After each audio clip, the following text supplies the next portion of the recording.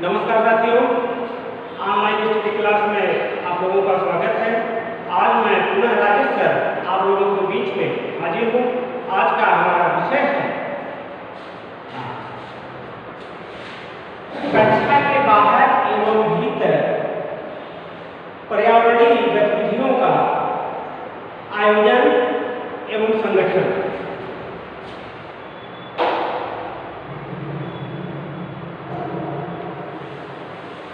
कक्षा के बाहर एवं भीतर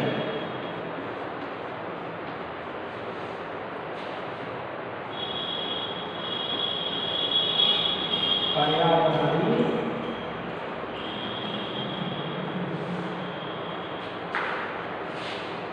गतिविधियों का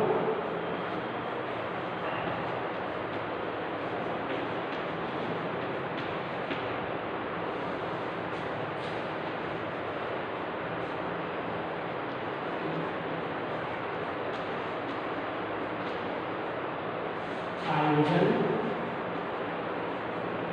एवं संगठन।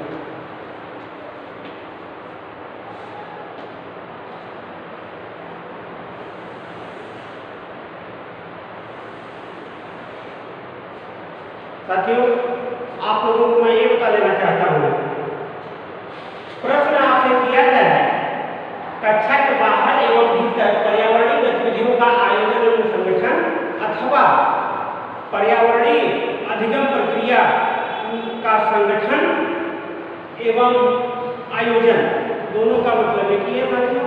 तो हम आप लोगों के बीच में वीडियो प्रारंभ करने से पहले एक निवेदन करना चाहेंगे। यदि आप लोगों ने हमारे चैनल को सब्सक्राइब नहीं किया है तो अच्छे से सब्सक्राइब कर लें एवं हमारे वीडियो को लाइक जरूर करें। चलिए, हम उम्मीद करते हैं कि आप लोग हमारे वीडियो को लाइक कर दिए होंगे, तो हम आगे अपने वीडियो को आगे बढ़ाते हैं। तो जैसा कि यहाँ पे है कक्षा के बाहर एवं भीतर पर्यावरणीय गतिविधियों का आयोजन एवं संगठन। तो हम सब लोग जानते हैं कोई कार्य करने से पहले उस कार्य को कैसे क्रियान्वित किया जाएगा, उसका आयोजन किस ढंग से करना है, ये सब निर्णय पहले ही ले लिए जाते हैं। तो जो भी पर्यावरणीय अधिगम प्रक्रिया में जो भी क्रियाकलाप करना है, सर्वप्रथम हम उसका शैक्षिक उद्देश्य क्या है इसको जान लेंगे। फिर उस शैक्षिक उद्देश्य के द्वारा किस तत्व का ज्ञान बच्चों को कराना है, उस तत्व के ज्ञान को कराने में किन सिद्धांतों का प्रयोग करना है, उनकी कैसी मानसिकता विकसित होगी, इन सब पहलुओं पे ध्यान दिया जाता है और यह सब काम एक शिक्षक के द्वारा किया जाता है। तो साथियों, किसी भी कार्य के संगठन के लिए जो भी योजना बनाई जाती है वह एक निश्चित क्रम में होता है। उसी तरह पर्यावरणीय अधिगम में जो भी हम क्रियाकलाप करते हैं, जो भी गतिविधियाँ आयोजित की जाती हैं, उनको एक उद्देश्यपूर्ण तरीके से की जाती हैं, नियमबद्ध तरीके से की जाती हैं। तो हम इसमें ध्यान देंगे, जो भी गतिविधि पर्यावरण अध्ययन में हम कराएंगे उस गतिविधियों का उद्देश्य निश्चित होता है। उस उद्देश्य के द्वारा हम किस तत्व का ज्ञान कराएंगे, उनमें छात्रों में कैसी भावना का विकास होगा, उस तत्व ज्ञान को कराने में हम किन सिद्धांतों का प्रयोग करेंगे, इत्यादि बातों का ध्यान रखा जाता है। जो भी हम संगठन जो भी गतिविधियां कराएंगे उनका संगठन कराने के लिए कुछ बिंदुओं का ध्यान रखा जाता है। जैसे जो भी गतिविधि होगी वह छात्र केंद्रित होनी चाहिए, गतिविधियां पाठ पर आधारित होनी चाहिए,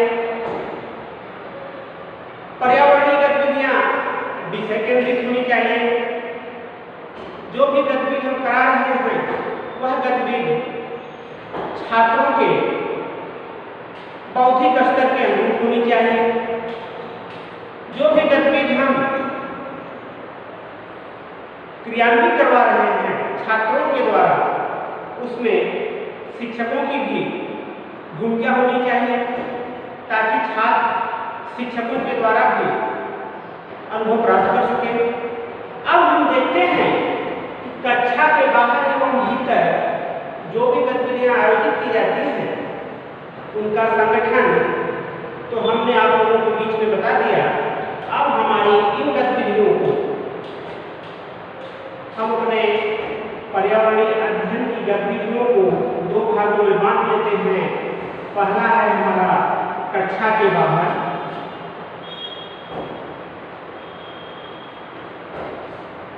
कक्षा के बाहर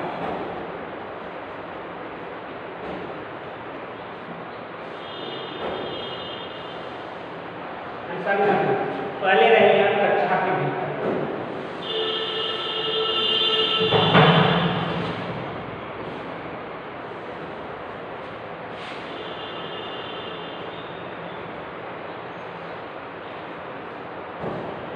कक्षा के भीतर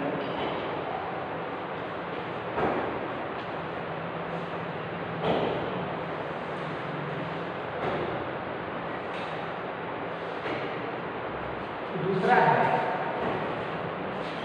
कक्षा के बाहर।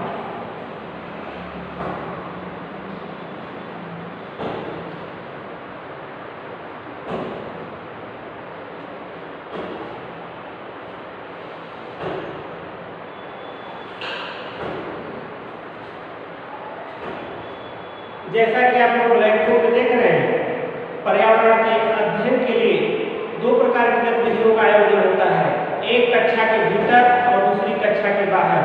तो जैसा कि हमने आप लोगों के बीच ब्लैक बोर्ड पे अंकित कर दिए हैं, अब देखना है कि कक्षा के भीतर कौन कौन सी गतिविधियां आयोजित की जाती हैं।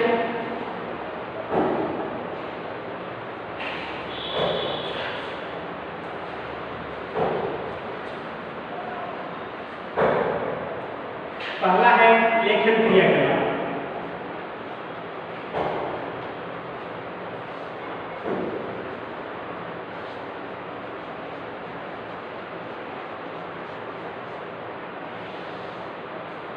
पहला हमारा लेखन क्रियाकलाप है।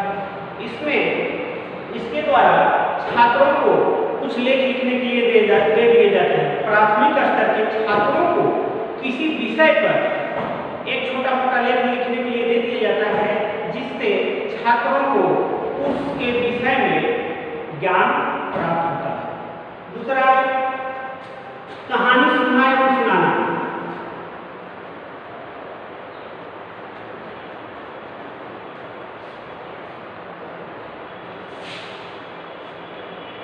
कहानी सुनना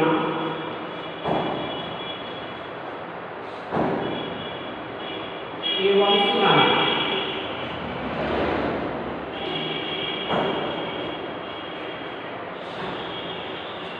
छात्रों से, प्राथमिक स्तर के छात्रों से किसी विषय पे उनसे कहानी सुना जाता है, अथवा शिक्षक के द्वारा या छात्रों से दूसरे छात्रों को किसी विषय पे कहानी सुनाया जाता है, जिससे उस विषय वस्तु के बारे में उनको जानकारी प्राप्त होती है।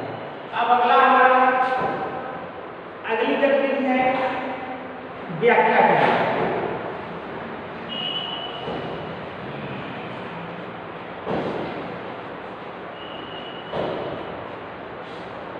यहाँ पे व्याख्या करने से तात्पर्य है, छात्र से पूछा जाता है, आप यदि अपने जीवन में कहीं पे कोई भ्रमण किए हैं, यात्रा पे गए हैं, तो उस यात्रा वृत्तांत का वर्णन करो, या आपने कहीं घूमने गया तो कौन सी चीज को देखा, उस वस्तु के बारे में, उस चीज के विषय में आप बताइए, जिससे उनमें मौखिक अभिव्यक्ति तो होती ही है, साथ ही साथ उनमें भाषा व्यक्त करने की भी शैली आती है। हमारा अगला पॉइंट है वस्तुओं को पहचानना।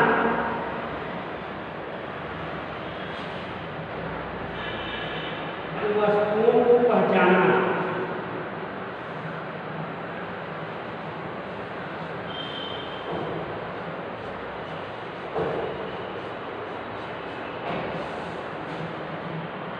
इसके द्वारा छात्रों को वस्तुओं के विषय में ज्ञान कराया जाता है, जिससे उस वस्तु के विषय में, कोई भी वस्तु हो, उस वस्तु के विषय में हम बताएंगे तो बच्चा उस वस्तु के विषय में जान जाएगा। अथवा हम बच्चे से कहते हैं कि बताओ बच्चा, तुम गाय के विषय में क्या जानते हो बताओ। एक बच्चा बताएगा तो दूसरा बच्चा सुनेगा और उसकी अभिव्यक्ति कर लेगा। हमारा अगला है कविता।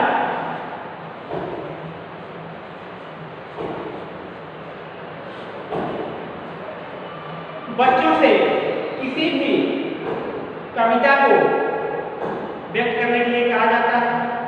बच्चे कोई कविता सुनाते हैं, उस कविता के माध्यम से बच्चों में ज्ञानार्जन होता है, पर्यावरण के प्रति ज्ञान प्राप्त होता है। और वह कविता यदि पर्यावरण से संबंधित है तो और अच्छी बात है, जैसा कि हमारा विषय ही पर्यावरण गतिविधि का है, तो जो भी कविता होगी वह पर्यावरण से संबंधित होगी, जिससे पर्यावरण के साथ साथ, कविता के साथ साथ पर्यावरण के भी विषय में उनको ज्ञान प्राप्त होगा। साथियों, अगला है सामान्यीकरण।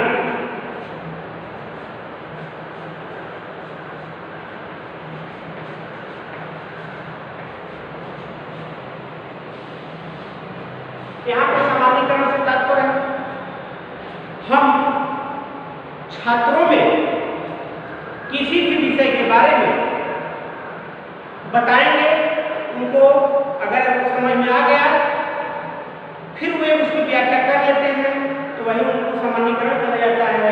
अर्थात जैसे हम गणित में देख लेते हैं, यदि हम बच्चे को बताते हैं 2 × 10 = 20, फिर 2 × 100 = 200, 2 × 1000 = 2000 होता है। इस तरह से बच्चा जान जाएगा। देख रहा है बच्चा कि पहले में 10 था, 10 था, तो आंसर जो आया 10। दूसरे में 20 है तो लास्ट में 20 और बढ़ा दिया। तीसरे में 30 है तो लास्ट में 30 बढ़ गया। इसी तरह अगर 2 × 20,000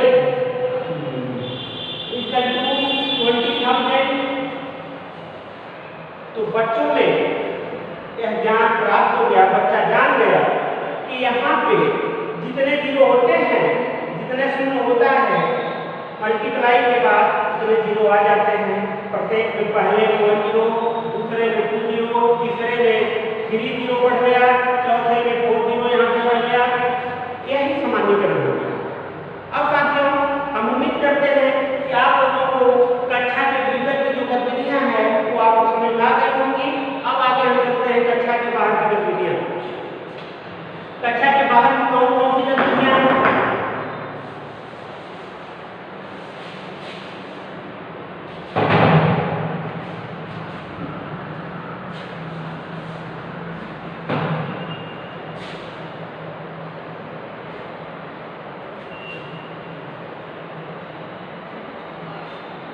कक्षा के बाहर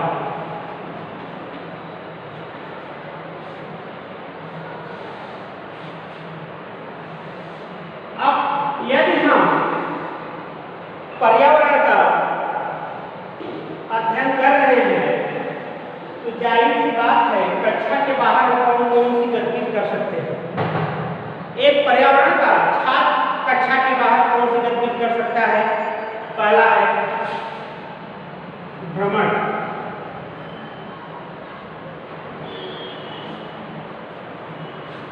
अब यहाँ पे भ्रमण के द्वारा छात्र ऐतिहासिक स्थलों के विषय में जानकारी प्राप्त करता है और वह जानकारी उसके मस्तिष्क में हमेशा हमेशा के लिए अस्थायी हो जाती है। दूसरा है समाचार पत्र।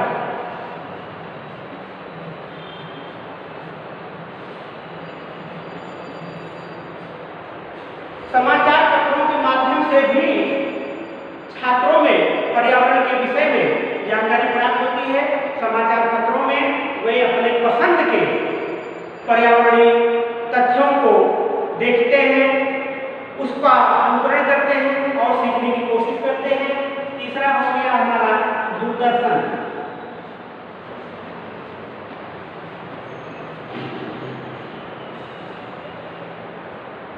दूरदर्शन में बच्चे अपने मनपसंद के कार्टून इत्यादि चीजों को देखते हैं, जिससे उनमें पर्यावरण के प्रति जागरूकता आती है, उनके ज्ञान भंडार में वृद्धि होती है। और हमारा चौथा है संगीत।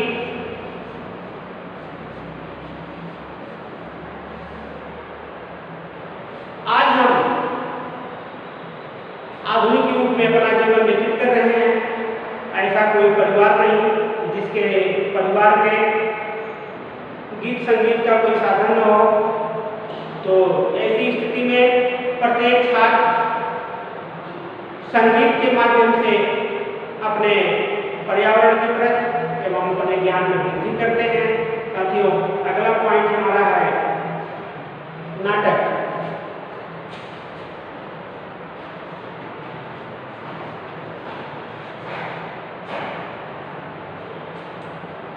हम देखते हैं कि हमारे समाज में विभिन्न तरह के नाटक प्रदर्शित किए जाते हैं, दिखाए जाते हैं, जिसके द्वारा छात्रों में ज्ञान बढ़ता है, वे जानकारी प्राप्त करते हैं। उस नाटक के माध्यम से अपने ज्ञान में वृद्धि करते हैं एवं उससे मिले हुए ज्ञान को आत्मसात करते हैं। हमारा अगला पॉइंट है साथियों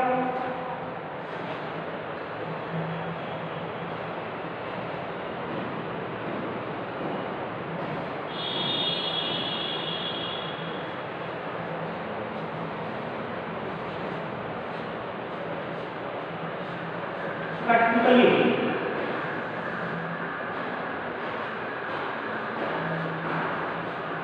कठपुतली नृत्य एवं लोक नृत्य। हमारे समाज में कठपुतली नृत्य एवं लोक नृत्य का प्रचलन बहुतायत में है, देखने को मिलता है। ऐसे नृत्यों से भी छात्रों में पर्यावरण के प्रति जागरूकता, ज्ञान में वृद्धि होती है। और हमारा अगला पॉइंट है सांस्कृतिक कार्यक्रम।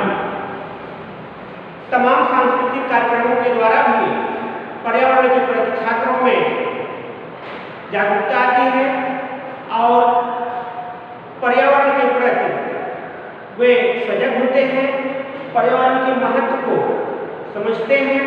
इस तरह से साथियों, हम उम्मीद करते हैं कि आप लोगों को कक्षा के बाहर और कक्षा के भीतर गतिविधियां जो की जाती हैं, उनका आयोजन, उनका संगठन कैसे किया जाता है, आप लोगों को समझ में आ गया होगा। पुनः एक बार हम आप लोगों के बीच में व्यक्त करने जा रहे हैं। अगर जिस साथी को, जिस प्रशिक्षक को समझ में न आया हो, समझने की कोशिश करें। अब देखिए, कक्षा के भीतर लेखन क्रियाकलाप किया जाता है। किसी विषय वस्तु पे प्राथमिक कक्षा के छात्रों को कुछ लिखने के लिए दे दिया जाता है, जिससे उनमें लेखन शैली का विकास होता है तथा उसके प्रति उनमें अस्थायी ज्ञान आता है।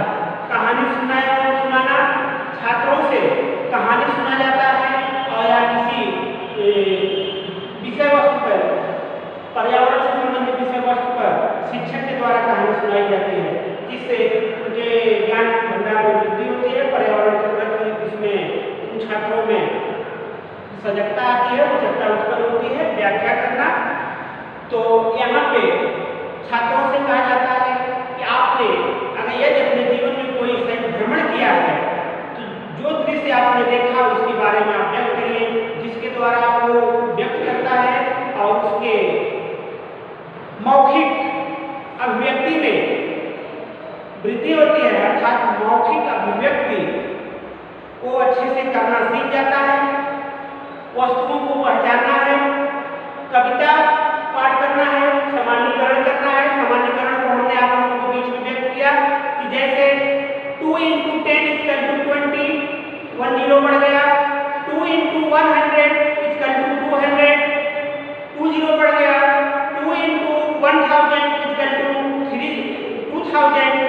अर्थात 3 जीरो बढ़ गया।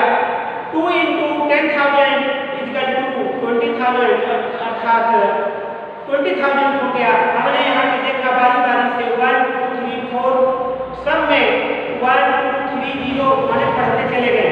ऐसी स्थिति में हम जान गए, बच्चा जान जाता है कि छात्र किसी विषय में, गणित के विषय में सामान्यीकरण करना सीख गया है। साथियों, कक्षा के बाहर की गतिविधियां, पर्यावरणीय अध्ययन में कक्षा के बाहर की गतिविधियां, प्रथम गतिविधि है भ्रमण।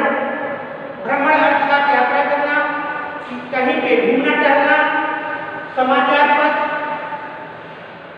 तीसरा है दूरदर्शन के माध्यम से, चौथा संगीत के माध्यम से, पांचवा नाटक, छठा कठपुतली नृत्य एवं लोक नृत्य हो गया, हमारा सातवां हो गया सांस्कृतिक कार्यक्रम। तमाम सांस्कृतिक कार्यक्रम समय समय पर किए जाते हैं, जिसके द्वारा छात्रों में पर्यावरण के प्रति, अपने समाज के प्रति तमाम जानकारियां प्राप्त करता है। हम उम्मीद करते हैं साथियों हमारा वीडियो आप लोगों को समझ में आ गया होगा। यदि हमारा वीडियो आप लोगों को समझ में आ गया है तो हमारे वीडियो को लाइक जरूर करिए, और अगर यदि अभी तक हमारे चैनल को सब्सक्राइब नहीं किए हैं तो सब्सक्राइब कर लीजिए। जय हिंद, जय भारत।